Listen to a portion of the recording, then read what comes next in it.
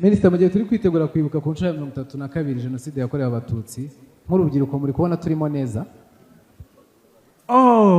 Urubyiruko murimo neza cyane. Urubyiruko murimo neza cyane.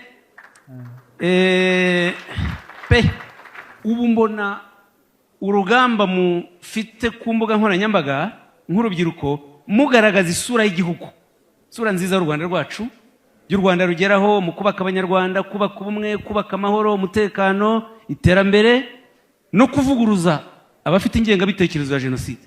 Buriya kwibuka naho bishingiye, kuko murwanya abagoreka amateka y'u Rwanda, amateka nyakuri, abayangiza, abayica. Buriya gahunda yo kwibuka mama irimo.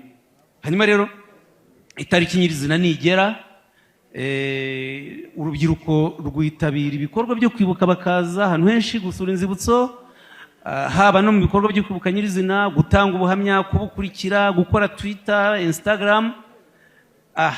Urubyiruko nimukomereza aho ngaho. Ni izihe gahunda cyangwa initiative urubyiruko rushobora kugiramo uruhare kugira ngo dutange umusanzu ufatika muri ibi bihe byo kwibuka? Uruhare runini ni murushyire mu kubeshyuza abakwiza ibinyoma ku Rwanda. Harabajya bambwira ngo ntabwo tuzi amateka, ntidufite ibyo twavuga. Birahari, muranabindusha.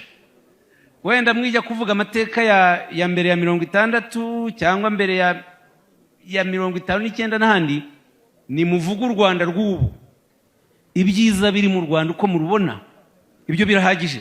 Kubera yuko abagoreka amateka bakwiza ibinyoma ku miyoborere nyayo y'u Rwanda.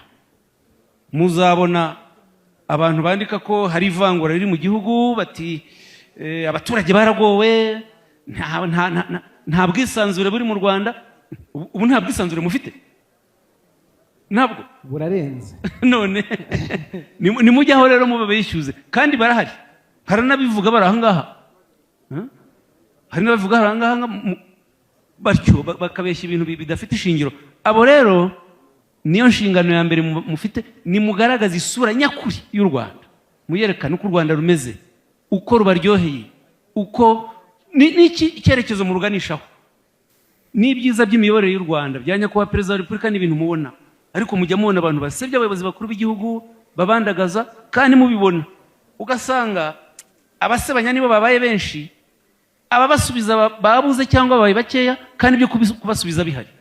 Amateka aremereye wenda muyihorere, ariko musubize ibyiza by'ubu bihari kandi mubona. Ngibyo.